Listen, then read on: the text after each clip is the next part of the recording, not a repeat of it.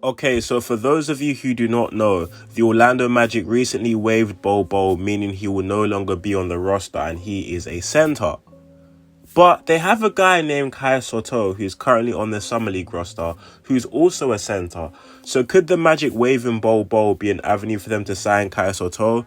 Who knows? But I'm going to give my opinions on that in this video. But before I do that, make sure you like the vid, subscribe, share, all of that stuff there. But without further ado, let's jump right into it. So realistically speaking, the Orlando Magic had no prerogative to actually waive Bol Bol because yes, he was not in the rotation, but does he have a bit of upside? Yes. Could they have held on to him on that cheap contract? Yes. But the fact that they've waived him shows they're opening up a spare roster spot for a guy like potentially Kai Sotto to come in, who's also a center and can also fit that backup center role. Now the thing about Kai is that I feel like Kai can fit a role more than Bol Bol did, and the Summer League is the perfect opportunity for Kai to show that because Kai is long, he's 7'3", he's athletic, he can definitely guard. He's shown signs of being a very plus rim protector and overall has the intangibles to be a very good modern day NBA center. We've spoken in previous videos about how Kai's skill set doesn't necessarily show up on the stat sheet because a lot of haters would like to say, oh, he didn't play that well in the NBL, or he's only putting up stats like this in the Japanese B League or whatever. But in the NBL, he wasn't given that many minutes, whether that was because of the coach not liking him, whatever. But whenever Kai got those minutes, you could see the talent level. You could just see how fundamentally sound he was. Like, if you don't know much about Kai, you don't know watch a full game, just search Kai Sotto shooting form.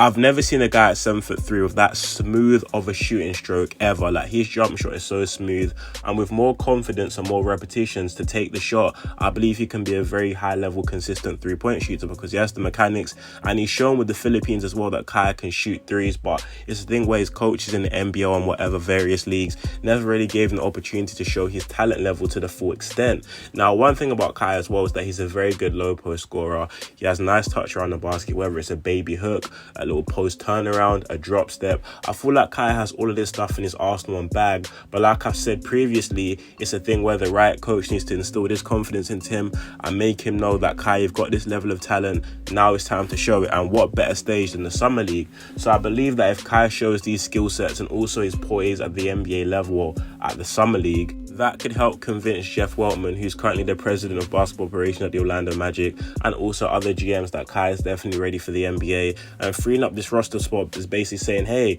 Kai, we waived the center, you're a center, the opportunity is presenting itself, it's your position to lose, show us what you're made of. So it's a thing where Kai definitely has a lot of time to show what he can be and what he can do, and if he does that, there's a roster spot literally right there waiting for him. Now, one thing I would say about Kai is that things that he needs to do, which will be imperative to him potentially getting his roster spot, is being vocal on defense. Teams are looking for their interior anchor, which is usually the 5, to be vocal, showing guys where to be, being on point in rotations, whether you're running drop coverage or not, being able to read out coverages, shout coverages, and also being on top of coverages yourself. So those kind of things are things that NBA scouts, GMs, coaches are looking for. So Kai should be on top of that. Also, being able to protect the paint without fouling that much is very key. I mean, this is very irrelevant, not to the point, but Brandon Miller had around 7 fouls last game in the Charlotte Hornets Summer League game, which wasn't very impressive. But at the NBA level, something that Kai's had somewhat struggled with in the past, if you foul too much, you will genuinely just sit down and in the long run lose your minutes in the rotation. So being able to contest shots vertically, not necessarily just blocking them all the time, is something which is very key and is imperative to an NBA rotational center in most cases, which I definitely believe can play in Kai's favor if he does play his cards right. Also, being able to show the ability to be a good roller. We know Kai has good touch around the rim. He's 7'3" and he can move. So being able to set picks and roll to the basket is something which is going to be imperative because he can be a vertical threat, which means off pick and rolls, they can throw lobs to him and Kai can catch them. Also showing that other side to your game. Okay, cool, I've got a nice shooting stroke. Let me pop out. And popping doesn't necessarily mean off a screen. Popping right up to the 3-point line. You can pop to the mid-range, show your soft touch from there, and just show the layers you have to your game to show that you can score inside from the mid-range area, from 3, or even if you get the ball at the 3-point line, run a dribble handoff with whatever guard is on the perimeter. Show your abilities as a center to kind of just be beneficial to the team in every way possible. So that's kind of things that Kai needs to do, and I definitely feel like he's capable of doing these things, so it's definitely something to watch out for.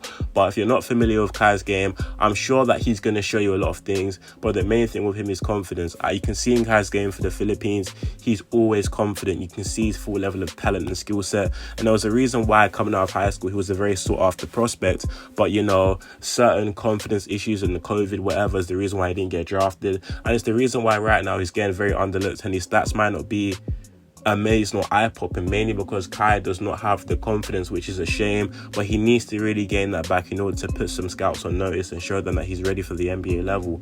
So Kai has all the skill sets I've mentioned just now. It's about him applying them to a game and showing everyone why he's capable of playing in the NBA, which I believe he can do.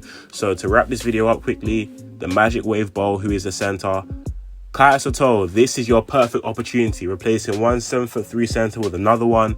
You know, Kai, show your talent in the summer league and maybe that roster spot could be yours, but who knows, if I'm being honest. But honestly, I feel like Kai is a very good player.